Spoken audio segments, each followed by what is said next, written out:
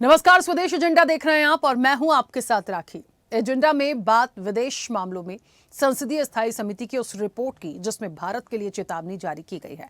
दरअसल बांग्लादेश की बदलती राजनीतिक स्थिति भारत के लिए 1971 के युद्ध के बाद सबसे गंभीर रणनीतिक चुनौती बन गई है। कांग्रेस सांसद शशि थरूर की अध्यक्षता वाली इस समिति की रिपोर्ट गुरुवार को संसद में पेश की गई। रिपोर्ट में बांग्लादेश में राजनीतिक अस्थिरता, इस्लामी ताकतों की वापसी और चीन पाकिस्तान के बढ़ते प्रभाव की ओर इशारा किया गया है। इस पूरी समिति में बहुत सारी ऐसी बातों का जिक्र किया गया है जिसे समझना पड़ेगा, क्योंकि देखिए, जहां तक चाइना है और यदि हम बांग्लादेश की बात करें तो यहां पर जो उसके बुनियादी ढांचे से जुड़ी परियोजनाओं में चीन के बढ़ते असर पर चिंता जताई गई है। खासतौर पर चीन की तरफ से बांग्लादेश में एयरबेस, पनडुब्बियों के लिए बेस बनाने और जमात इस्लामी को लुभाने के लिए चीन की कोशिशों का मुद्दा भी समिति ने उठाया है और सरकार को वहां सक्रिय विदेशी शक्तियों की गतिविधियों पर करीबी नजर रखने का सुझाव दिया है। यह बात सच है कि इस समय बांग्लादेश में जो हालात बने हैं और फिर वहां सरकार के प्रति जो छात्र हैं वो जहर उगल रहे हैं, वो सवाल तो खड़े करते ही हैं।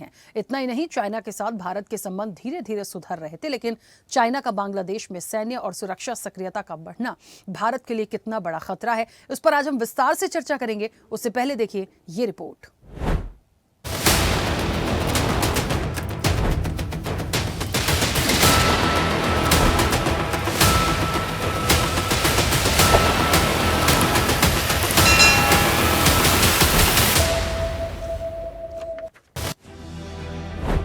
संसदीय समिति की रिपोर्ट को काफी सामयिक कहा जाता है। बांग्लादेश में अभी जबरदस्त राजनीतिक अस्थिरता है और वहां के अतिवादी छात्र समूह लगातार भारतीय हितों के खिलाफ जहर उगल रहे हैं और भारत की क्षेत्रीय अखंडता के खिलाफ सार्वजनिक तौर पर बयानबाजी कर रहे हैं। समिति ने कहा है कि बांग्लादेश की मौजूदा स्थिति वर्ष 1971 की स्थिति से अलग है, लेकिन वहाँ की राजनीतिक अस्थिरता और बाहरी ताकतों का मिश्रण अधिक जटिल, दीर्घकालिक और संरचनात्मक चुनौती पैदा करने की क्षमता रखते हैं। इसका क्षेत्रीय स्थिरता और भारत की पड़ोस नीति को प्रभावित कर सकता है।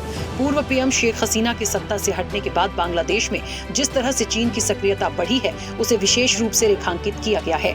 समिति ने मोंगला बंदरगाह के विस्तार का जिक्र किया है, जहां चीन ने इस साल प्रोफेसर मोहम्मद यूनिस की अंतरिम सरकार के साथ लगभग 40 करोड़ अमेरिकी डॉलर की परियोजना लागू करने के लिए समझौता किया है।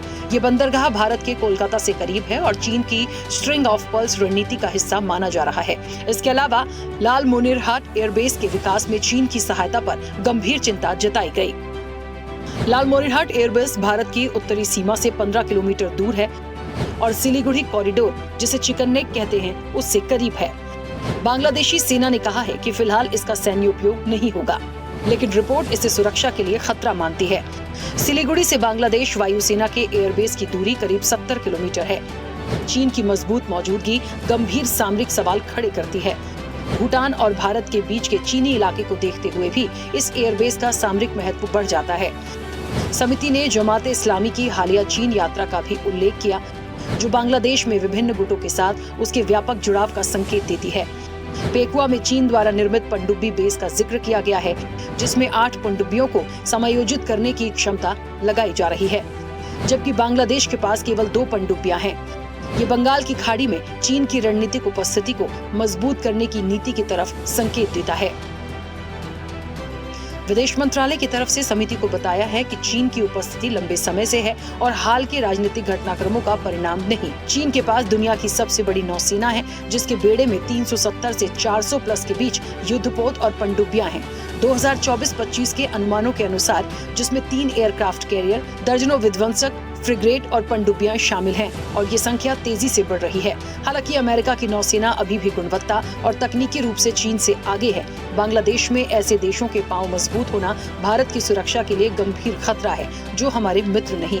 चीन बांग्लादेश होते हुए अपनी वस्तुएं भारतीय बाजार में खपा रहा है। चीन की इस हरकत की वजह से भारत के व्यापारिक हित भी प्रभावित हो रहे हैं और अब बांग्लादेश में उसकी बढ़ती सैन्य सक्रियता भारत के लिए खतरे की घंटी है, जिसके लिए मजबूत रणनीति के साथ भारत को तैयार रहना होगा।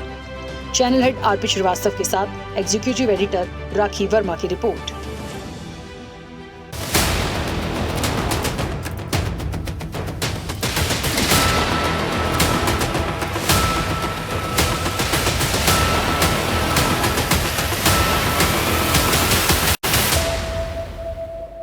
चलिए, तो एक बार फिर से बांग्लादेश की चर्चा है। पाकिस्तान और बांग्लादेश की नज़दीकी की चर्चा है और उससे भी ज़्यादा अहम बात होती है जब चाइना की एंट्री हो जाती है। देखिए, ऐसा नहीं है कि पहले से संबंध नहीं है, पहले से सबके संबंध रहे हैं, लेकिन कहीं ना कहीं ये भारत के लिए एक चुनौती जैसा हो गया है। क्यों? क्योंकि संसदीय जो रिपोर्ट आई है स्थायी समिति की, उसमें सीधे सीधे ये एक चेतावनी जारी की गई है कि भारत को हर मोर्चे पर तैयार रहने की ज़रूरत है।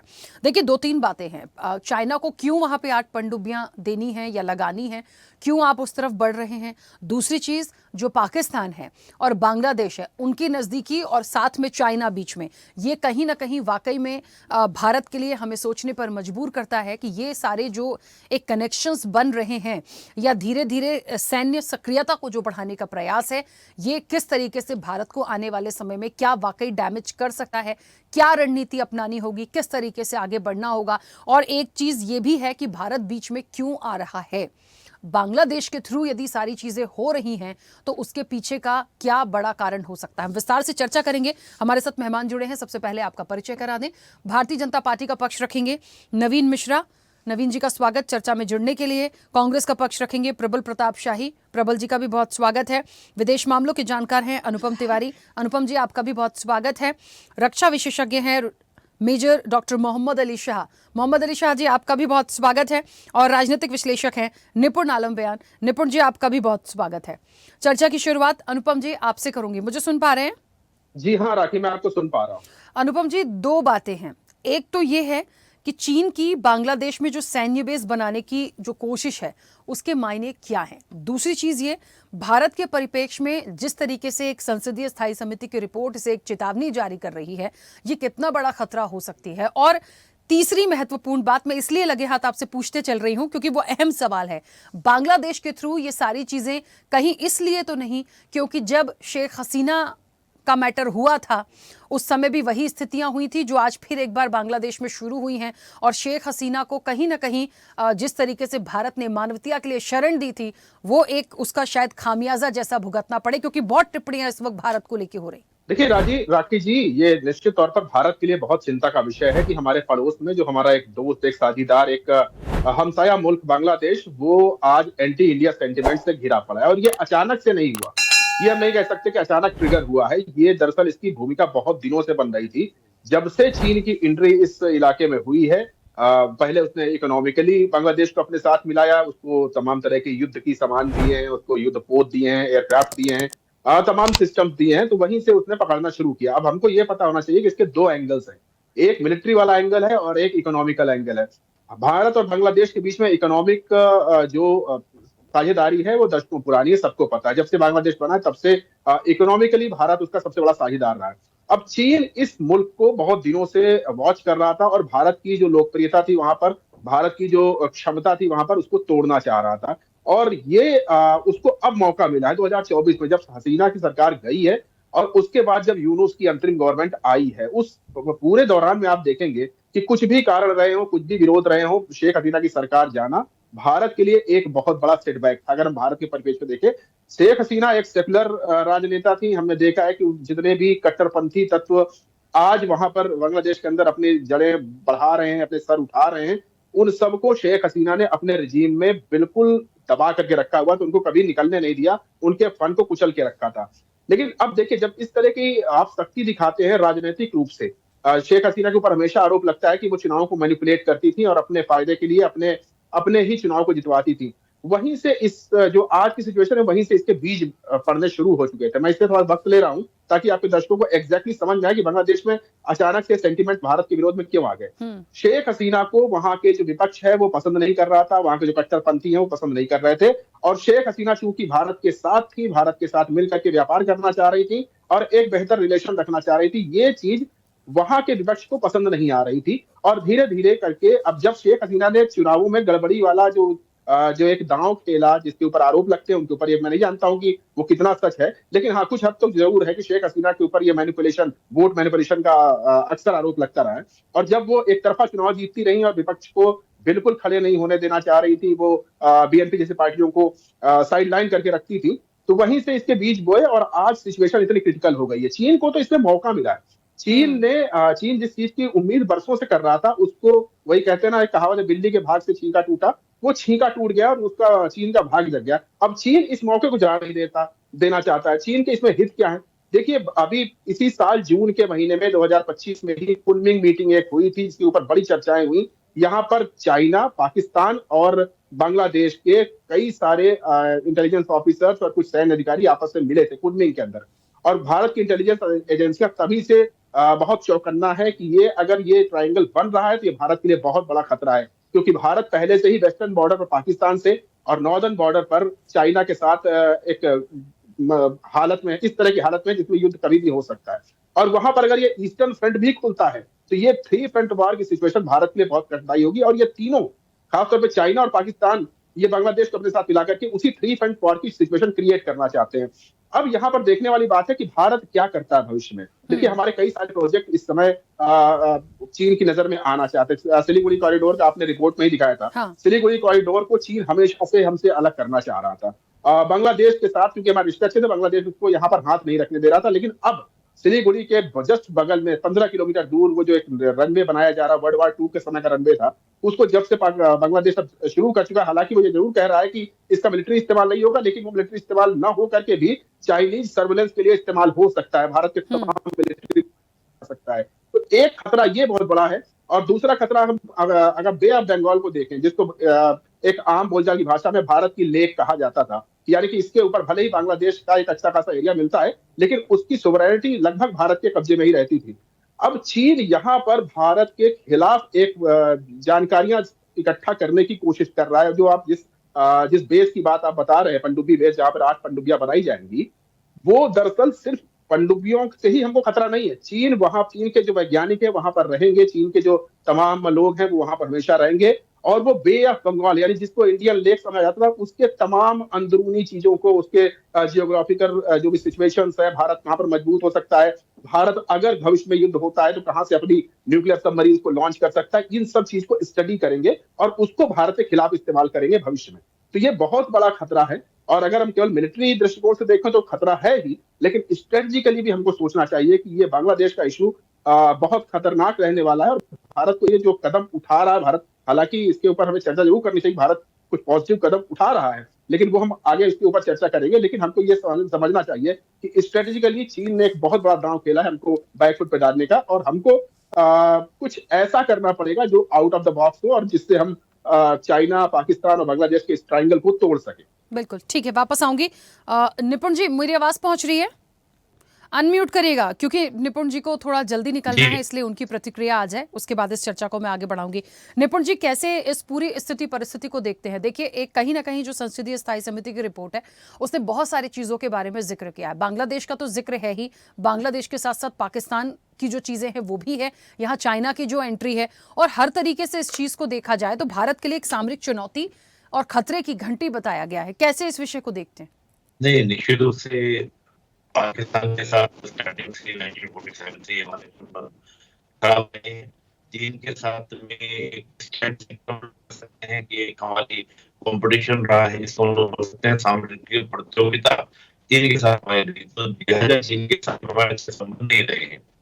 तो दो पहले से तनाव था। बांग्लादेश भी, हालांकि देखिए, बांग्लादेश की हिस्ट्री में जो इतिहास में जाए तो 1975 में जब मुजीबुर रहमान की हत्या उनके परिवार के प्रति गई थी, 2 बेटियों की बची थी, एक तो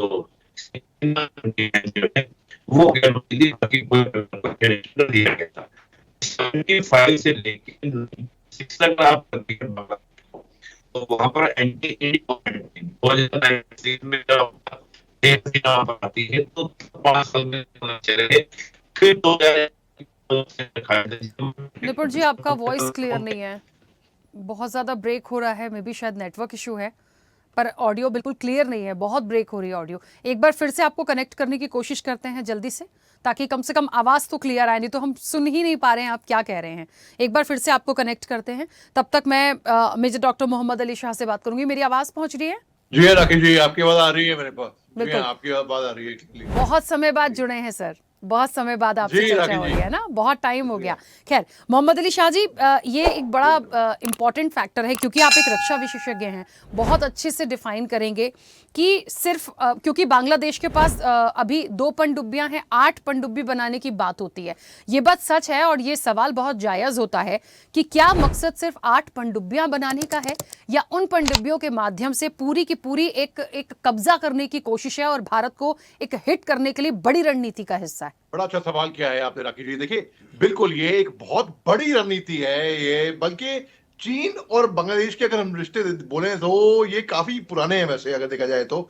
सन 2016 में जी जिनपिंग ने खुद स्वयं वहां पे एक विजिट किया था और इसके ताल्लुकात तब से बढ़े हैं। और ये एक बांग्लादेश के साथ चीन जो है एक इकोनॉमिक स्ट्रेटेजिक पार्टनर है, जो इनके लार्जेस्ट ट्रेडिंग पार्टनर में से उनमें से एक मैं कहूंगा।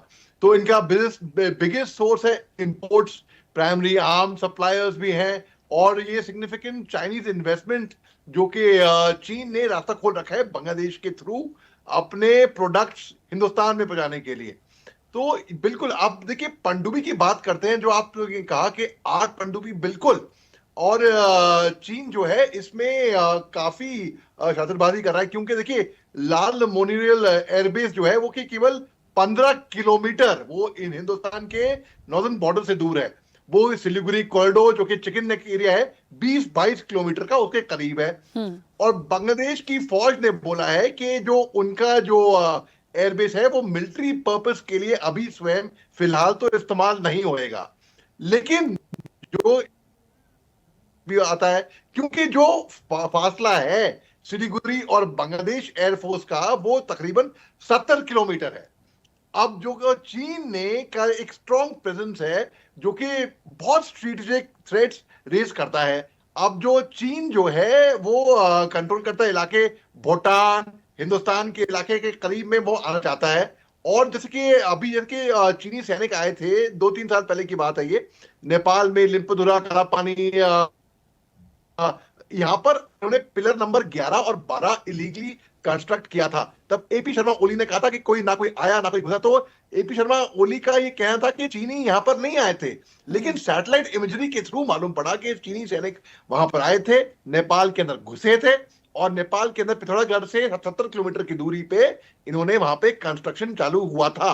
ये टेक्नोलॉजी क्योंकि झूठ नहीं बोलेगी। अब चीन जो है चालबाज चीन, शातिर चीन, इन्होंने श्रीलंका के साथ भी वही किया था एक तरीके से। अगर देखा जाए तो हम्बनटोटा पोर्ट 100 साल तक इन्होंने गिरवी रख लिया था, और इनके स्पाई वेसल्स अक्सर वहां पर आया करते थे। अब बांग्लादेश के पास, चीन के पास बल्कि सबसे बड़ी नेवी है दुनिया भर की, लेकिन अमेरिका की नेवी जो है टेक्नोलॉजी में और क्वालिटी में इनसे आगे है। स्ट्रेंथ वाइज जी हाँ, तकरीबन 300 जहाज शिप नेवी चीन की मैं मानता हूँ 300 तकरीबन होगी। उसके अंदर सबमरीन भी होंगी और एयरक्राफ्ट कैरियर भी होंगे इनके पास। तो जैसा कि हमारे 2 एयरक्राफ्ट कैरियर हैं, आईएनएस विक्रमादित्य और आईएनएस विक्रांत, तो चीन के पास तकरीबन 300 थे कम से कम। अब चीन जो है बांग्लादेश से ये दोस्ती कर रहा है, पाकिस्तान भी बांग्लादेश की तरफ हाथ मिला रहा है, और बांग्लादेश एक ऐसा मुल्क है जिसकी और हिंदुस्तान की दोस्ती बहुत सगी, बहुत ही अच्छी थी। 71 के बाद से जब हमने ईस्ट पाकिस्तान को अलग किया था और लिबरेशन ऑफ बांग्लादेश किया था, तब सरेंडर ऑफ ढाका जब हुआ था, तो हमारी दोस्ती बड़ी अच्छी थी। लेकिन अब जब शेख हसीना वहां से हटी हैं पिछले साल से, और Mohammad Yunus, professor Mohammad Yunus, Nobel laureate की सरकार वहां पे, इंटरिम गवर्नमेंट वहां पर आई है, ये बहुत चालबाज, शातिर और कट्टरपंथी की तरफ को जा रहे हैं, क्योंकि पाकिस्तान से प्रभावित होके, और ये अपने ही पांव पे कुल्हाड़ा मार रहे हैं। क्योंकि जो जरूरतमंद का सामान होता है, जैसे कि एक्सपोर्ट होते हैं नॉर्मल, जैसे कि आलू, दाल, चावल, शक्कर, नॉर्मल एक्सपोर्ट्स, ये तो बांग्लादेश निर्भर है हिंदुस्तान के ऊपर। अब बांग्लादेश अगर सोच रहा है कि वो चीन और पाकिस्तान की तरफ जाएगा, शॉर्ट टर्म गेन्स, उसकी नुकसान इसमें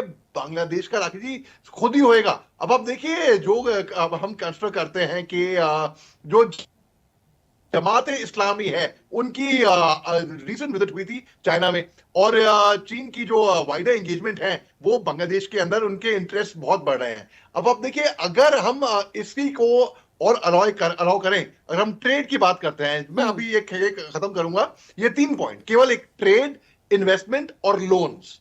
ट्रेड जो है चीन ने बांग्लादेश का टॉप ट्रेडिंग पार्टनर है, आपको बताया, और ड्यूटी फ्री एक्सेस 97% वो बांग्लादेशी एक्सपोर्ट्स को देता है।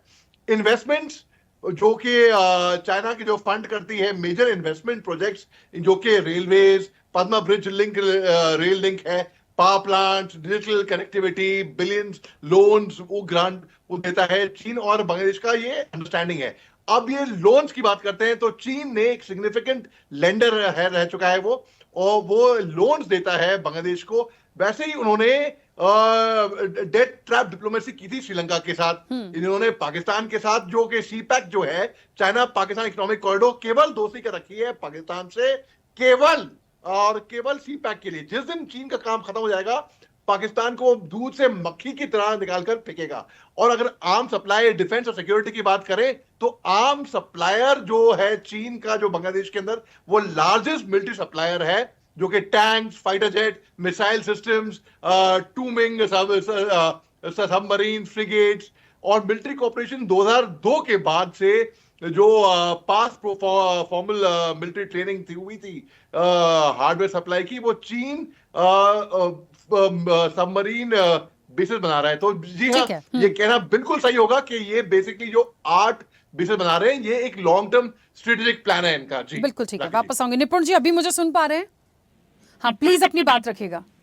देखिए, निश्चित रूप से अगर हम बांग्लादेश की बात करते हैं तो बिल्कुल चिंता का विषय है। 2 बॉर्डर हमारे साथ पहले से तनाव में रहते हैं। चीन की हम बात करें, चाहे हम बात करें पाकिस्तान की, तो बांग्लादेश से अगर तनाव बढ़ता है तो खास तौर से जो सिलीगुड़ी कॉरिडोर, जो हमारा चिकन नेक है, उस पर एक तनाव बढ़ता है और ये हमारे लिए बड़ा चिंता का विषय होना भी चाहिए। अगर हम बांग्लादेश के देखिए इतिहास को देखते हैं तो बांग्लादेश में इस प्रकार की उठापटक हमेशा बनी रही है।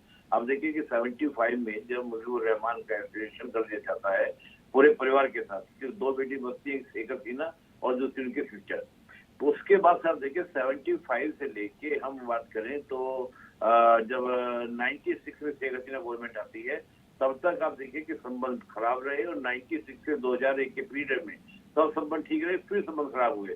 दोबारा से जब शेख हसीना आती है तो संबंध सामान्य हुए। अभी जो वर्तमान स्थिति है, तो आप इस वर्तमान स्थिति में भी देखेंगे तो वहां पर 2 घड़े आपको देखने को मिलेंगे, एक जो सेकुलर पावर्स हैं और दूसरी जो रेडिकल पावर है। रेडिकल पावर इस समय क्या है, बहुत हावी है, और सेकुलर पावर कहीं ना कहीं इस समय वीक और कमजोर दिखाई दे रही है। निश्चित रूप से हमारे जितने पड़ोसी देश हैं, चाहे श्रीलंका की बात करें, मालदीव की बात करें, नेपाल की बात करें, भूटान के अलावा पाकिस्तान की बात करें, जितने भी कंट्री है, इनमें हमेशा ग्लोबल पावर ने अपना इन्वॉल्वमेंट रखा है, चाहे वो चीन हो चाहे वो अमेरिका हो, दोनों ने ही अपने प्रभाव के विस्तार को। तो कहीं ना कहीं भारत के लिए एक प्रतिद्वंदिता का मैदान सारे नेबर कंट्रीज हमारे रहे हैं। तो यहाँ पर चाहे चीन का इन्वॉल्वमेंट है या अमेरिका का इन्वॉल्वमेंट है, तो भारत के लिए चुनौती हमेशा रही है। हालांकि भारत की डिप्लोमेसी आप कहिए, चाहे श्रीलंका के मामले में देखिए, मालदीव के मामले में देखिए, नेपाल के मामले में देखिए, हर जगह बेटर हमने क्या क्या प्रदर्शन किया है। ओवरऑल हमारी जो नेबर्स के साथ पॉलिसीज है वो हमेशा आपकी एक अच्छे प्रदर्शन वाली रही है। लेकिन बांग्लादेश में जिस प्रकार से माइनॉरिटीज के अगेंस्ट हिंसा, हमारे हाई कमिश्नर के सामने प्रदर्शन होना और लगातार इस प्रकार के बयान, जो नई पार्टी वहां बनी है एनसीपी, उसके द्वारा 7 सिस्टर को लेकर बयान देना, तो ये एकदम स्पष्ट रूप से दिखाई देता है कि बांग्लादेश की जो प्रेजेंट रेजिम है वो एनी हाउ भारत के साथ में संबंधों को खराब करने पर उतारू है। तो मुझे लगता है कि इसकी सिचुएशन का जो हैंडल करने का तरीका भारत का है, या भारत उसकी प्लान भी कर रहा होगा कि वहां पर जो सेकुलर पावर्स हैं हमें उनको बढ़ावा देना पड़ेगा, जैसे हमने दिया था नशीद और यामीन के समय। आपको याद होगा मालदीव की हम बात करते हैं तो नशीद और वहां पर यामीन की गवर्नमेंट थी, तो हमने नशीद वाली पार्टी को पूरा सपोर्ट देने का प्रयास किया ताकि वहां पर जो सरकारें बने वो इंडिया के फेवरेबल हो। और ये एक मैदान रहा है भारत के लिए पहले से ही लिबरल कंट्रीज को लेकर। तो बांग्लादेश की स्थिति उसी तरह के मोड़ पर है जहां भारत को कहीं ना कहीं डिप्लोमेटिक तरीके से, एक बड़ी बात यह है राखी जी, किसी भी देश की जो इकोनॉमी है अगर वो क्लैप्स करती है, डाउन में जाती है, तो वहां की लीडरशिप के सामने बहुत सारे प्रश्न उड़ जाते हैं। और बांग्लादेश की इस समय जो स्थिति है, उनकी जीडीपी ग्रोथ रेट वो भी डाउन हुई है, साथ ही हम देखिए कि पर कैपिटा इनकम वो भी डाउन हुई है। इसके अलावा जो हम कहते हैं ना कि जो महंगाई दर है वो भी बड़ी मात्रा में बढ़ी है। तो मुझे लगता है कि भारत कहीं ना कहीं इस चीज का व्यक्त भी कर रहा है कि अपने आप ही ऑटोमेटिकली जो आज यूनुस के समर्थन में थे वो कहीं ना कहीं इस बात से रुष्ट होंगे और समस्या अपना आप ही ऑटोमेटिकली फेवरेबल बनेगी इंडिया के लिए भी और वहाँ पे अवामी लीग जैसी पार्टी और सेकुलर पावर्स के लिए भी। जी बिल्कुल, चलिए वापस आऊंगी। नवीन जी मुझे सुन पा रहे हैं? बिल्कुल राकेश जी सुन पा रहा हूँ, नमस्कार। नमस्ते नवीन जी, संसदीय स्थायी समिति की जो रिपोर्ट है उसमें भारत के लिए चेतावनी है। देखिए जो रिपोर्ट आती है यदि उसमें कोई बात कही गई है तो हमें चर्चा बिल्कुल बनती है। सबसे बड़ी बात यह है कि अभी चाइना के साथ बहुत सारा हमने बीच का समय देखा, बहुत अच्छा लगने लगा था। हालांकि एक्सपर्ट हमेशा कहते आए हैं कि चाइना से दोस्ती भी है तो वो बहुत दूर दूर वाली ही रखना है, क्योंकि चाइना पर भरोसा नहीं किया जा सकता। और अभी भी ये जो चीज़ें हो रही हैं, बांग्लादेश कहीं बिल्कुल ही ना छूट जाए। बांग्लादेश के साथ जो भारत के संबंध रहे हैं वो बहुत अलग तरीके से रहे हैं। शेख हसीना को यहाँ शरण दी गई थी, उसके बाद भी बहुत चीज़ें हुई हैं, बहुत मौके पे बहुत सोच समझ के अपनी स्ट्रैटेजी रखी गई है, विदेश मंत्रालय से सारे बयान जारी किए गए थे, बहुत सारी चीज़ें थी। लेकिन इस वक्त पे फिर से एक बार वही स्थिति हुई है जो कहीं ना कहीं सवाल खड़े करती है। क्या इस आग में भारत की तरफ जो चेतावनी आई है वो इसलिए ही आई है क्योंकि उसका एक रीज़न शेख हसीना हो सकती है? दूसरी चीज़ भारत की मैं बात करूं तो चलिए वहाँ तो उसको एक खतरे जैसी बात हो रही है, लेकिन बांग्लादेश के साथ साथ पाकिस्तान और फिर चाइना, आप समझ रहे हैं ये जो कनेक्शन बन रहा है और बीच की बात जो निकल रही है, ये इसके लिए बहुत एक मजबूत रणनीति बनाकर सरकार को चलना पड़ेगा अभी से, क्योंकि ये बहुत लंबी प्लानिंग है। सभी एक्सपर्ट बता रहे हैं इस चीज को बहुत गंभीरता से लिए जाने की जरूरत है। संसदीय स्थायी समिति ने अगर कुछ रिपोर्ट दिया है तो सम्मानित सदस्यों के द्वारा और एक्सपर्ट के द्वारा बना करके भारत सरकार को दिया है। और भारत सरकार के प्रधानमंत्री हो, भारत सरकार के रणनीतिकार हो या हमारी विदेश मंत्रालय, निश्चित तौर पे एशिया महाद्वीप के साथ साथ भारत के जितने बॉर्डर पर लगे हुए, पूर्व के वक्ता भी बोल रहे थे, श्रीलंका हो, मालदीव हो, बांग्लादेश हो, भूटान हो, नेपाल हो, पाकिस्तान हो, अफगानिस्तान हो, इन तमाम सामरिक स्थिति पे हमने सब पे नजर रखा हुआ है। और भारत आज एक आप एशिया के अंदर में एक मजबूत राष्ट्र के रूप में बड़ी तेजी से भारत उभर रहा है अपने 140 करोड़ आम जनता के सहयोग से। और निश्चित तौर पे भारत इस नजर पे रखा है कि हमारी सामरिक स्थिति और हमारी सामरिक सुरक्षा हमारा सबसे पहला, और देश को सुरक्षित रखना हमारी सरकार का, चाहे ऑपोजिशन के मित्रों के साथ मिलकर के गवर्नमेंट, हम लोग सब चाहते हैं कि हमारा देश मजबूत हो। रहा बांग्लादेश का मामला, राकेश जी मैं आपको बता दूं, बांग्लादेश की स्थिति इतनी दयनीय हो गई है, इतनी दयनीय हो गई है कि उनके खाने पे लाले पड़ रहे हैं। आज भिखारियों से भी बदतर उनकी स्थिति हो गई है। धार्मिक कट्टरपंथा और इस्लामीकरण ने उस देश को खत्म करने की स्थिति में ला दिया है। हमने बड़ी प्रयास किया, माननीय देश के हमारे पूर्व प्रधानमंत्री माननीय इंदिरा गांधी जी के सहयोग से उसी पूर्वी पाकिस्तान में एक बांग्ला भाषी इस्लामिक राष्ट्र बनाने में हम लोगों ने बड़ी भूमिका भारत ने अदा की, ताकि हिंदू और मुसलमान दोनों वहां रह सके। लेकिन जिस ढंग से कट्टरपंथ ने इस पिछले 1-2 सालों से कट्टरपंथी इस्लामीकरण करके जिसने तो बांग्लादेश को आज दुनिया के मानचित्र से हटाने के लिए वो लोग लगे हुए हैं। और यही कारण है कि बांग्लादेश अपने को बचाने के लिए चाइना के गोद में बैठा है। पाकिस्तान में चाइना और अमेरिका दोनों की क्या स्थिति अंदर से है, ये जो एक्सपर्ट होंगे इनको बढ़िया अली साहब है, इनको मालूम होगा। आज के समय पाकिस्तान की दुर्गति ये है कि भिखारियों से भी बदतर स्थिति है। वो अपना पाकिस्तान के पैसे पे अपने देश के नागरिकों का पेट को पाल रहा है, और चाइना के पैसे से जो है बांग्लादेश अपने नागरिकों का पेट पाल रहा है। इसलिए बहुत घबराने की आवश्यकता नहीं है। निश्चित तौर पे उनकी हर रणनीति पे हमारी नजर है, चाहे हमारी विदेश मंत्रालय हो, चाहे हमारा रक्षा मंत्रालय हो, चाहे हमारे राष्ट्रीय सुरक्षा सलाहकार हो या प्रधानमंत्री कार्यालय, हम लोग सब पे नजर रखे हुए हैं। और निश्चित तौर पे ऐसा नहीं कि चाइना हमारा मित्र है, चाइना से हमारी मित्रवत आज अच्छे संबंध अगर रशिया के कारण हुआ है तो हम उससे पे नजर नहीं रखें। चाइना हो या अमेरिका हो या पाकिस्तान हो या बांग्लादेश हो, हमारा कोई भी पड़ोसी मुल्क हो या एशिया महाद्वीप का कोई भी बड़े अंग, हमारी देश की सुरक्षा हमारी सबसे पहली सुरक्षा, मित्रता हमारी बाद में है। हम उन तमाम चीजों पे नजर रखे हैं जो चाइना करने के क्या प्रयास कर रहा है बांग्लादेश को लेकर के, या अमेरिका पाकिस्तान को लेकर के कर रहा है। आपको मैं एकदम भारतीय जनता पार्टी के कार्यकर्ता और भारतीय नागरिक होने के नाते मैं आश्वस्त करता हूं कि आज भारत सरकार की विदेश नीति या रक्षा नीति हो या प्रधानमंत्री कार्यालय की जो स्थिति है, उसमें हम इतने मजबूत स्थिति में बैठे हैं कि कोई भी मित्रवत देश ही हमारा क्यों ना हो, अगर भारत के बारे में कोई भी अंतर्राष्ट्रीय स्तर पर अगर किसी बॉर्डर को गलत इस्तेमाल करके भारत के सामरिक सुरक्षा पर हमला का प्रयास करेगा तो भारत मजबूत और करारा जवाब देने को तैयार बैठा है। भारत भी बांग्लादेश के, चाहे वो ब्रह्मपुत्र नदी हो, चाहे हमारा पाकिस्तान का झेलम का एरिया हो, तमाम एरिया पे, चाहे वो चाइना का बॉर्डर हो, चाहे वो नेपाल होके हो, या बांग्लादेश होकर के हो, या पाकिस्तान होकर के हो, हम तमाम चीजों पे राखी जी मजबूत नजर बनाए हुए हैं। और निश्चित तौर पे हम भी अपनी रणनीति मजबूत से बना रहे हैं। बहुत सारी रणनीति जो आम जनता में पहले नहीं दिया जाता है, और अस्थायी समिति ने जो भी रिपोर्ट दिया है उसमें भारत सरकार पूरी सम्मान के साथ, हमारी गृह मंत्रालय, चाहे हमारे डिफेंस मिनिस्ट्री हो, या प्रधानमंत्री के कार्यालय हो, या हमारे राष्ट्रीय सुरक्षा का सलाहकार हो, तमाम लोग बैठ के अपने एक्सपर्ट के साथ में रणनीति हमारी भी बन रही है राखी जी।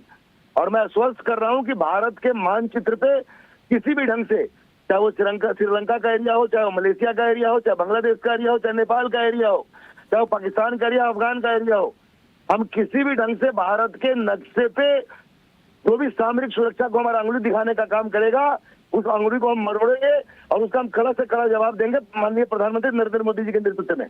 ठीक है, नवीन जी वापस आऊंगी। प्रबल जी मुझे सुन पा रहे हैं? जी एकदम सुन रहा हूँ। हाँ, प्रबल जी इस पूरे विषय को कैसे देखते हैं? देखिए, एक विपक्ष है और विपक्ष होने के नाते एक सुझाव भी हो सकता है। संसदीय स्थायी समिति की जो रिपोर्ट आई है वो अपने आप में यदि आई है और चेतावनी है, मतलब उसको बहुत गंभीरता से लिए जाने की जरूरत है। कैसे देखते हैं, क्या सुझाव है, किस तरह की रणनीति इस वक्त पे जरूरी है भारत के लिए?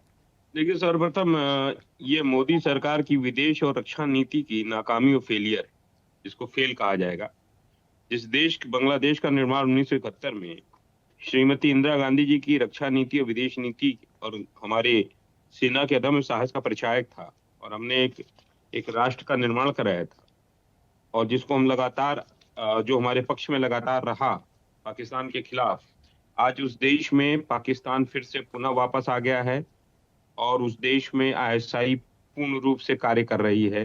तो ये सर्वप्रथम हमारे वर्तमान सरकार की जो 11 वर्षों की उसकी नीति है, जिसको मोदी सरकार आप लोग कहते हैं प्रेम से, उसकी सबसे बड़ी विदेश नीति और रक्षा नीति की फेलियर है। इसको स्वीकार करने की जरूरत है। दूसरी चीज ये है कि आप लगातार एक व्यक्ति से ही लगातार आप संपर्क रखेंगे, विपक्ष के लोगों से संपर्क नहीं रखेंगे, ऐसा विदेश नीति नहीं कहती। विदेश नीति का अर्थ है कि आप मौजूदा सरकार और विपक्ष दोनों के साथ समानांतर व्यवहार, समान व्यवहार और समानांतर संवाद लगातार करते रहे। इसमें ये सरकार फेल रही है।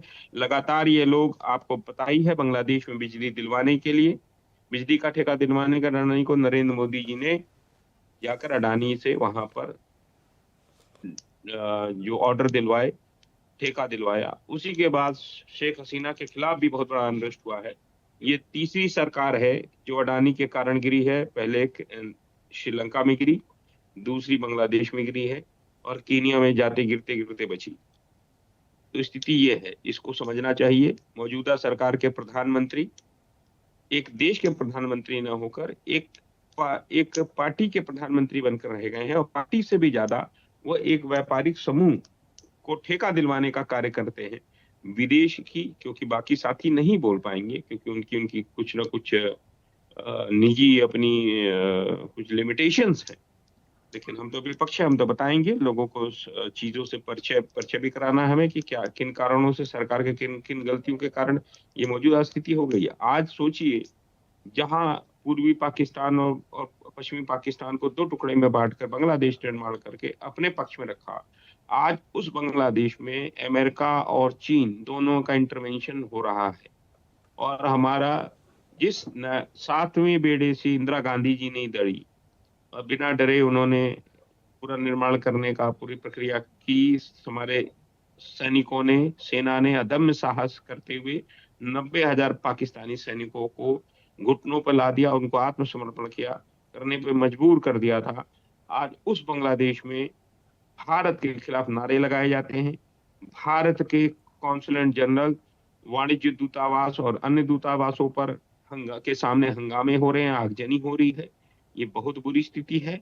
मौजूदा सरकार विदेशों में अपने नागरिकों का सम्मान और सुरक्षा करने में नाकाम है। इसके पहले आपको याद होगा, जब ट्रंप आए थे तो उन्होंने अपने आवर्जन जो इमिग्रेशन पॉलिसीज उसमें परिवर्तन करते हुए भारत के बहुत सारे नागरिकों को जंजीरों में बांधकर अपने वायुयान से भारत भेजा, और नरेंद्र मोदी ने स्वीकार किया। यहाँ तक कोलंबिया ने और बाकी देशों ने, यहाँ तक नेपाल ने भी कहा कि चेन में बांध कर भेजना, हमारे नागरिक हैं, कोई अपराधी नहीं है। लेकिन अपराधियों जैसा सलूक हमारे साथ हुआ और हमारे देश के कमजोर प्रधानमंत्री ने उस व्यवहार को वो कबूल किया और देश की अस्मिता के साथ खिलवाड़ किया, देश की गरिमा को गिराने का काम किया। इसलिए मौजूदा सरकार से हमें कोई बहुत ज्यादा आशा नहीं है। अगर कोई नई सरकार आएगी जिसके अंदर थोड़ी सी अपनी चीजें अंदर होगी, क्योंकि इस सरकार के प्रधानमंत्री हों या मंत्री हों, उनके नाम लगातार हवा में उड़ रहे हैं एप्स्टीन फाइल्स में, जो आज रिवील भी हो रही है। जब देश के मंत्रियों का नाम एप्स्टीन फाइल्स में आएगा, देश में पीएमओ में काम करने वाले हिरेन जोशी का नाम अगर एप्स्टीन फाइल्स में आ रहा है, और यहाँ तक प्रधानमंत्री के बारे में भी लगातार बातें आ रही हैं, ये हम नहीं कह रहे हैं, ये आपके ही भारतीय जनता पार्टी के पूर्व राज्यसभा सदस्य सुब्रमण्यम स्वामी के मुखारबिंदु से ये सारी चीजें निकल रही हैं, ट्वीट से निकल रही हैं। ये हम तो नहीं आरोप लगा रहे, आरोप तो पार्टी के इनर से ही आ रहा है इनके। तो ये सरकार और ये मौजूदा प्रधानमंत्री ब्लैकमेल हो रहे हैं, और ऐसा प्रधानमंत्री जो ब्लैकमेल होगा एप्स्टीन फाइल्स से, आपको मालूम है एप्स्टीन फाइल्स क्या है? एक बहुत बड़ा अपराधी गिरोह, एक बहुत बड़ा व्यक्ति जो लॉबिस्ट था और नाबालिग लड़कियों का यौन शोषण करवाता था, और तमाम अधिकारी, नेता, उद्योगपति उसमें शामिल थे विश्व स्तर पर। सबका नाम रिवील हो रहा है। हो सकता है आने वाले समय में कुछ और नाम भारत के सरकार से जुड़े हुए लोगों का भी रिवील आए, बाहर आए। तो ये बहुत ही दुखद है राखी जी हमारे देश के लिए कि एक ऐसा प्रधानमंत्री है जो कमजोर है और जो विदेशी ताकतों के सामने नतमस्तक है और उनसे ब्लैकमेल हो रहा है। ऐसा प्रधानमंत्री देश के लिए, देश के आत्मसम्मान के लिए और आत्मरक्षा के लिए और रक्षा और विदेश के लिए, विदेश सम्मान के लिए नाकाबिल है और नाकामा है, नाकाम है। चलिए वापस आऊंगी। एक छोटा सा सवाल मेरा निपुण जी आपसे है, बहुत एक संक्षिप्त प्रतिक्रिया आपकी, क्योंकि मेरे महत्वपूर्ण एक दो सवाल रक्षा विशेषज्ञ और अनुपम जी से होंगे। एक बात है, यहाँ पर जमाते इस्लामी की जो हालिया चीन की यात्रा का भी एक इस रिपोर्ट में जिक्र किया गया है, और इस वक्त जो सिचुएशंस वहाँ बनी हुई हैं, इसे हैंडल कैसे किया जाएगा? समझ तो भारत भी रहा है, देख तो हम रहे हैं, संबंधों को खराब नहीं कर सकते, लेकिन अपनी तरफ से स्टैंड क्या ले सकते हैं? भाई कुछ तो करना पड़ेगा ना, क्योंकि आज का भी जो घटनाक्रम देखिए, ज्यादा दूर ना जाएं, वो तो लगातार जो चीजें हो रही हैं हमारे और आपके सामने पहले की भी थी। आज का जो घटनाक्रम आया है, वहाँ एक विद्रोही नेता की जिस तरीके से मौत होती है, और उसके बाद आप देखिए एक हिंदू युवक की पीट कर हत्या की गई। मतलब ये सारी जो सिचुएशंस आ रही हैं, ये कहीं ना कहीं भारत के तरफ हैं। फिर वही चीजें आ रही हैं जो नहीं देखनी चाहिए थी। चलिए, निपुण जी शायद नहीं कनेक्ट है, उन्हें वैसे भी जल्दी निकलना था। इसी चीज को थोड़ा सा आगे बढ़ाते हुए अनुपम जी, इन्हीं सारी चीजों को थोड़ा सा आगे बढ़ाते हुए एक महत्वपूर्ण बात है, इस वक्त क्या करें? अच्छा, हम और आप कई बार ऐसी चर्चाओं में रहे हैं जहां हमने अपनी विदेश नीति को लेकर बात की है। ये बस सच है, हमेशा समय समय पर ये बात आई है सामने कि बहुत मजबूती के साथ अपने स्टैंड को क्लियर भारत को करना पड़ेगा। किसी भी देश से संबंध के मामले की बात हो, किसी भी विषय पर हम रहे हों, चाहे हम ट्रेड डील को लेकर रहे हों या व्यापारिक रिश्तों को लेकर रहे हों या सुरक्षा की दृष्टि से रहे हों, और आज भी एक विषय हमारे सामने ऐसे ही आता है जहां पे हमें सैन्य ताकतों को लेकर भी बात करनी पड़ रही है। तो ओवरऑल देखें तो हमें हर चीज को लेकर अपनी स्ट्रैटेजी तो क्लियर रखनी है, लेकिन मजबूती के साथ यदि हस्तक्षेप करना भी पड़ जाए तो वो करना पड़ेगा। हम बैठ के सिर्फ ये नहीं देख सकते कि हाँ हम बैठे हैं, हम रणनीति बना रहे हैं, हम तब जवाब देंगे। कब देंगे? जब प्रॉपर तरीके से चीजें हो जाएंगी। तो ये थोड़ा सा एक बड़ा सवाल है। कोई सुझाव आपका सरकार के लिए? देखिए राकेश जी, निश्चित तौर पर विदेश नीति में रणनीतिक अस्पष्टता भी एक बड़ा चर्चा का विषय रहता है। कई सारे देश जानबूझ करके अपने आप को अस्पष्ट दिखाते हैं। उदाहरण के तौर पर चीन और ताइवान का जो केस चलता है, उसमें अमेरिका की जो नीति है उसको कहा जाता है कि वो रणनीतिक रूप से अस्पष्ट है। यानी कि चीन को भी ये कंफर्म नहीं है कि अगर ताइवान के ऊपर वो अटैक करेगा तो क्या अमेरिका साथ देगा या नहीं देगा। तो भारत भी इस समय एक इसी तरह की अस्पष्टता को दिखाना चाह रहा है बांग्लादेश के विरुद्ध, लेकिन ये चीज यहाँ पर काम नहीं करेगी, क्योंकि बांग्लादेश हमसे हजारों मील दूर नहीं है। वो हमारे बॉर्डर से लगा हुआ 5000 किलोमीटर के आसपास का बॉर्डर हम शेयर करते हैं। तो यहाँ पर अस्पष्टता के बजाय, जैसा आप कह रही है कि आपको मुखर होकर के एक सुचारू रणनीति बनानी पड़ेगी। और देखिए, बहुत सारी चीजें होती हैं। अगर मैं बांग्लादेश क्राइसिस को जब मैं समझने की कोशिश करता हूं, तो मुझे लगता है कि भारत के जो अंदरूनी हालात वो भी कहीं ना कहीं फ्यूल करते हैं एंटी इंडिया सेंटिमेंट्स को जो बांग्लादेश में हो रहा है। अभी आप देखिए, आपने ही दिखाया कि वो विद्रोही लीडर जो ओस्मान हादी करके था, जिसकी मौत हुई है, कल उसकी मौत होती है 18 तारीख को, और आज 19 तारीख को इतने बड़े दंगे भड़क जाते हैं, भारत के खिलाफ प्रदर्शन होते हैं। क्यों होते हैं? क्योंकि अंदर खाने में एक अंडर करंट फैलाई जा रही है पाकिस्तान के माध्यम, चीन के माध्यम से, कि देखिए भारत ही आपकी सारी समस्याओं की जड़ है। भारत में ही भारत के द्वारा ही आपको परेशान किया जा रहा है। भारत ने ही उस हाडी को मारा है। तो ये देखिए, जबकि भारत का वहां पे कोई इन्वॉल्वमेंट नहीं है, ये सब जानते हैं, तमाम एजेंसियां, इंटरनेशनल एजेंसियां बता रही है कि भारत का कम से कम दंगे फैलाने में वहां कोई योगदान नहीं है। लेकिन उसके बावजूद ये क्लेम करवाया जा रहा है, वहां के लोगों के अंदर ये दीवार में भरा जा रहा है कि आपकी हर एक समस्या की जड़ में भारत है। और वो क्यों हुआ? क्योंकि भारत के अंदर से इस तरह की आवाजें पिछले करीब 2 दशकों से आती रही हैं, कि जिससे हमने उसको बांग्लादेश को अपना बिल्कुल एक टेकन फॉर ग्रांटेड जिसको बोलते हैं, वैसा ले रखा है। हमने ये मान रखा था कि ये तो एक ऐसा मुल्क है जो हर समय हमारे साथ ही खड़ा रहेगा। और ये बात मुझे बहुत अच्छी लगी जो अभी कांग्रेस के प्रवक्ता ने कही थी, कि ये एक विदेश नीति का बहुत जरूरी हिस्सा होता है कि आप जिस देश के साथ हैंडल करें, जिस देश के साथ बात करें, उसमें उसके अपोजिशन के साथ जरूर बात करें, क्योंकि आपको नहीं पता कि अगले 5 साल बाद आपका शायद वो अपोजिशन सत्ता में आ जाए और उस समय फिर आपको नए सिरे से कुछ चीजें बनानी पड़े। तो ये चीज निश्चित तौर पर मैं इसको एक कमी मानता हूं कि भारत ने टेकन फॉर ग्रांटेड मानते हुए अवामी लीग या बांग्लादेश की जो अन्य पार्टियां, इवन इस्लामिक जो कट्टरपंथी हैं, उनसे भी बात करना अगर जारी रखा होता तो आज ये सिचुएशन ना क्रिएट हुई होती। हमने सिर्फ और सिर्फ शेख हसीना को चुना, और शेख हसीना को चुनने के बाद हम अपने आप आराम से कंबल ओढ़ के सो गए कि शेख हसीना प्रो इंडियन है और वो सब कुछ अपने हिसाब से गवर्न करेंगी,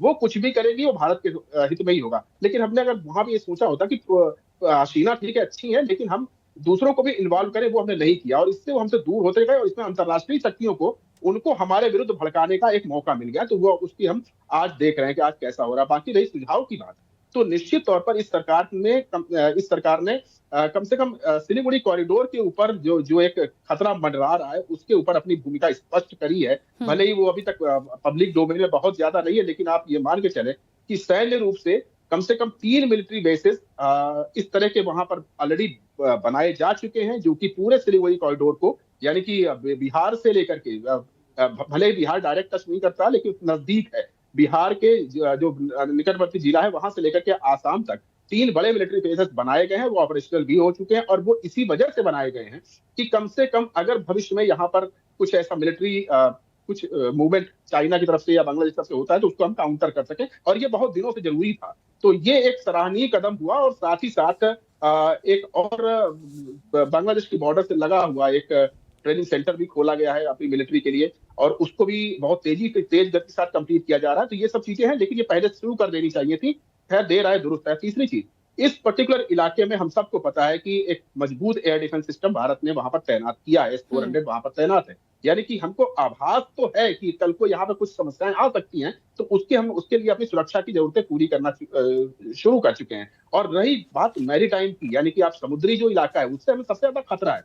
और आपको पता होगा, समुद्री इलाका वो है कि इस पूरे बेल्ट में भारत के तमाम मूवमेंट्स होते हैं, भारत की तमाम सबमरीन, इंक्लूडिंग अरिहंत क्लास की न्यूक्लियर सबमरीन का भी वहां पर मूवमेंट होता है। इसको चाइना अपने लिए बहुत बड़ा खतरा मानता है, और तभी जब ये बार बार वो जो 8 सबमरीन बनाने वाला जो बेस है वो पिक्चर में आता है, और भारत इसको बहुत बड़ा खतरा मानता है कि इससे जो भारत की मूवमेंट है सबमरीन की, न्यूक्लियर सबमरीन की, वो खतरे में आ जाएंगे, और वो चाइना तक उनकी खबर लगातार मिलती रहेगी। तो इन सब मुद्दों के ऊपर भारत को प्रोएक्टिवली विचार करना पड़ेगा। मेरा सुझाव यही है कि फिलहाल बांग्लादेश से आप इंगेज करिए, उसको आप छोड़ नहीं सकते। और सबसे बड़ी चीज यह है कि अपने देश के अंदर कुछ ऐसा मैसेज मत दीजिए कि हम एंटी मुस्लिम या एंटी बंगला या एंटी बांग्लादेशी, या जो हम बार बार घुसपैठिए हर चुनाव में बोलते रहते हैं ना।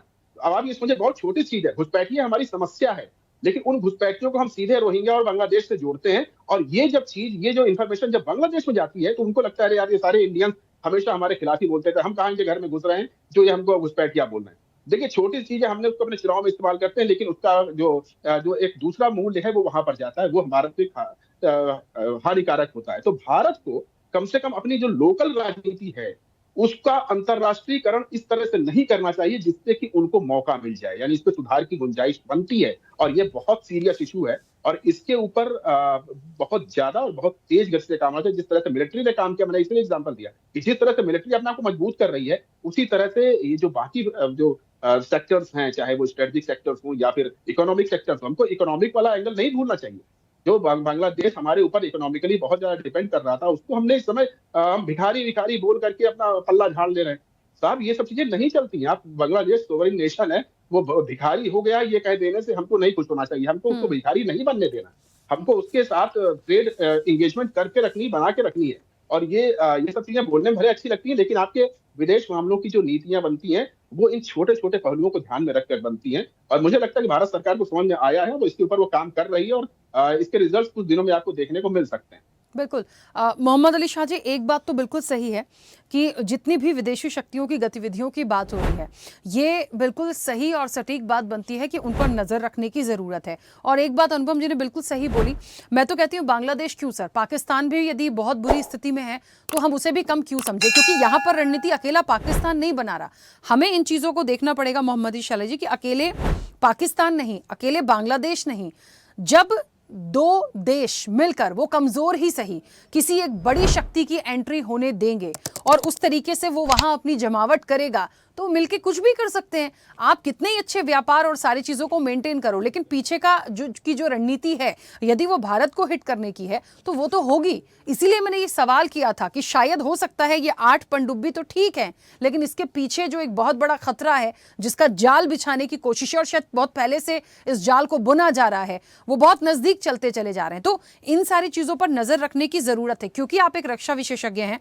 आपका कोई सुझाव सरकार के लिए, जैसे अनुपम जी ने बहुत सारी बात रखी, आपका भी कोई सुझाव हो जो पर्टिकुलरली सैन्य शक्ति को लेके या वेपन्स को लेके या इस तरह से जो समुद्री चीजें होती हैं उनको लेकर यदि कोई सुझाव हो तो प्लीज बताइए।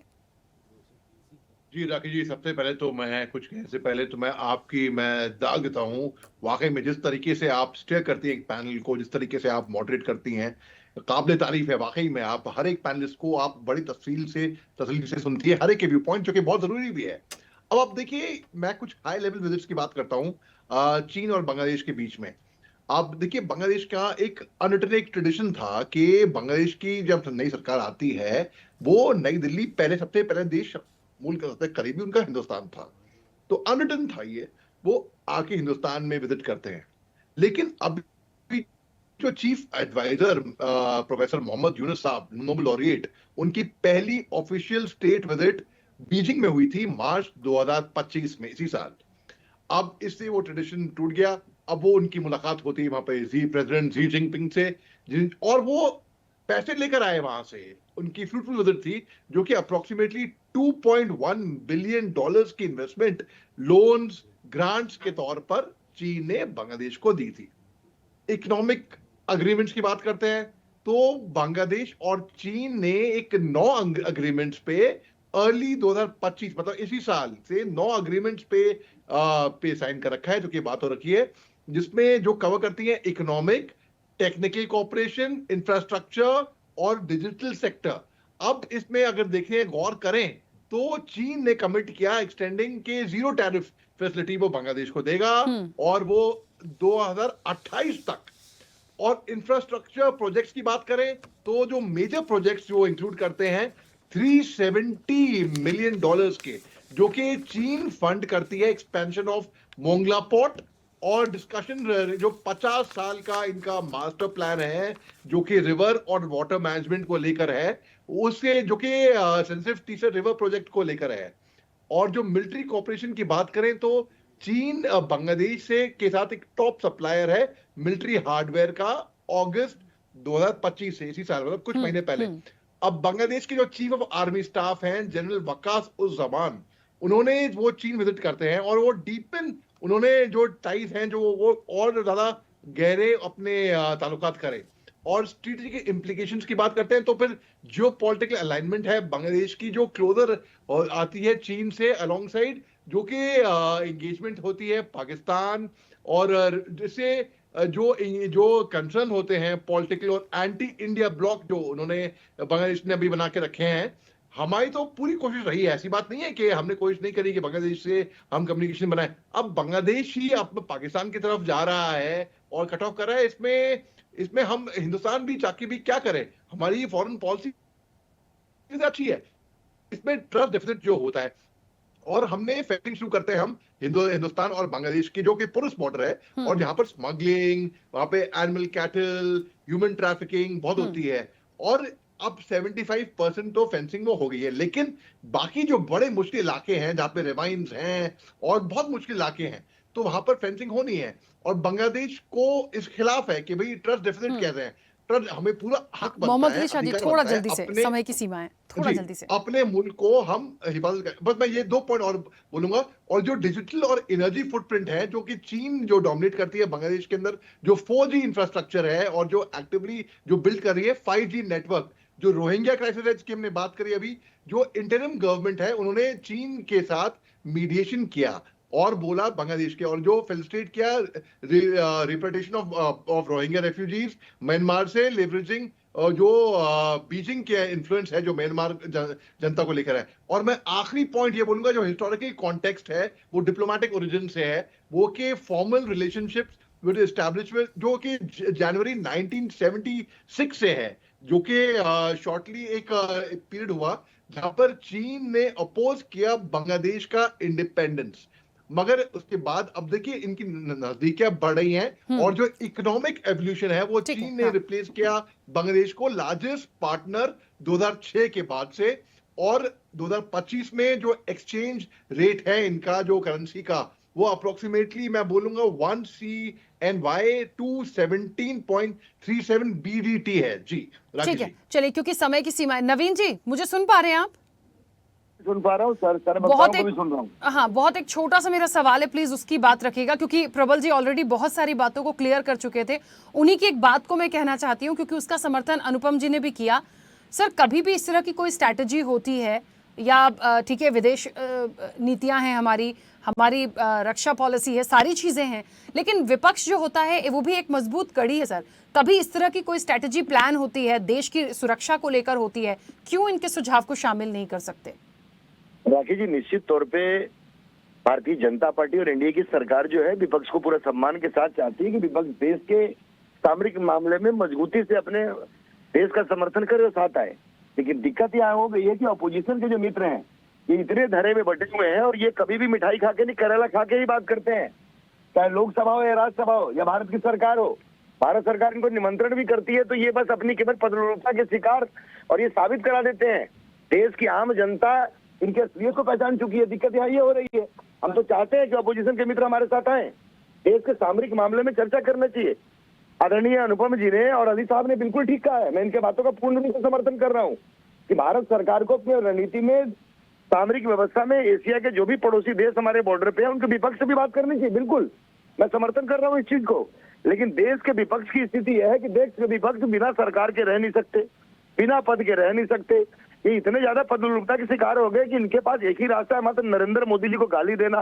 भारत सरकार के किसी भी महत्वपूर्ण मुद्दे पे केवल जनता में बदनाम करने की साजिश। ठीक है नवीन जी, एक सेकंड, प्रबल जी सुन रहे हैं, कुछ कहेंगे प्लीज, जल्दी से बोलिएगा।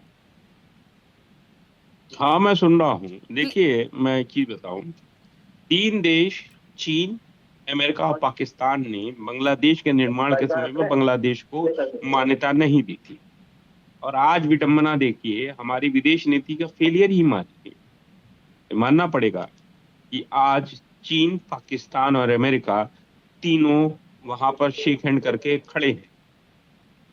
अब बांग्लादेश में उनका स्वागत हो रहा है। जिस भारत ने उसका निर्माण कराया, जिस भारत हमेशा सहयोगी की भूमिका में रहा, हमारी इंटरनल पॉलिटिक्स जो ये SIR के मुद्दे पर रोज घुसपैठिया बंगला, यहाँ तक बांग्ला बोलने वाले लोगों को गाली दी जा रही है, मारा जा रहा है, उनको डिप्यूट किया जा रहा है। यहाँ तक बंगाल के रहने वाले अपने सम्मानित नागरिकों को भी भारतीय जनता पार्टी वाले लोग, RSS के लोग, उनको बांग्लादेशी बताकर उनको अपमानित करते हैं। तो बांग्लादेशियों को जब आप अपमानित करके उनको भेजते हैं तो क्या संदेश बांग्लादेश के अंदर नहीं जा रहा होगा? क्या इसका विदेशी ताकतें या वहां के हमारे विरोधी, चाहे चाइना हो चाहे पाकिस्तान, उसका इस्तेमाल नहीं करेंगे? तो इन चीजों पर इनको ध्यान देना चाहिए। इन लोगों की प्रॉब्लम यही है कि इन लोगों के पास ना तो विदेश नीति की जानकारी कोई है, ना तो इनके पास रक्षा नीति की जानकारी है। यह लोग उतने जानकार नहीं है, न विशेषज्ञ हैं।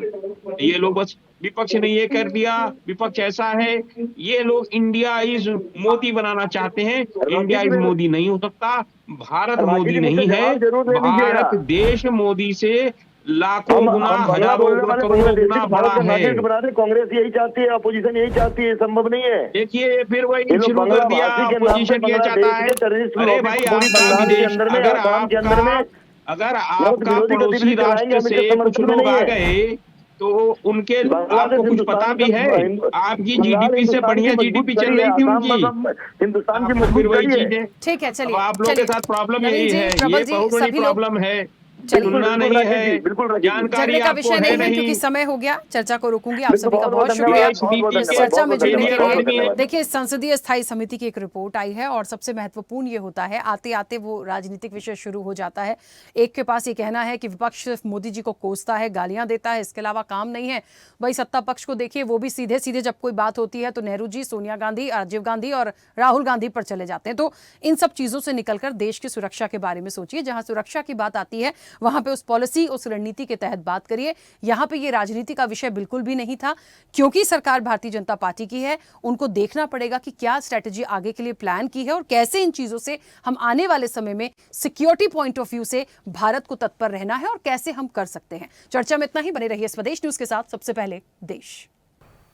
ऐसे ही वीडियोस के लिए लाइक करें, शेयर करें, फॉलो करें। YouTube पर जाकर सब्सक्राइब कर बेल आइकन दबाना ना भूलें और ताजा अपडेट्स के लिए स्वदेशलाइव.com पर जरूर जाएं।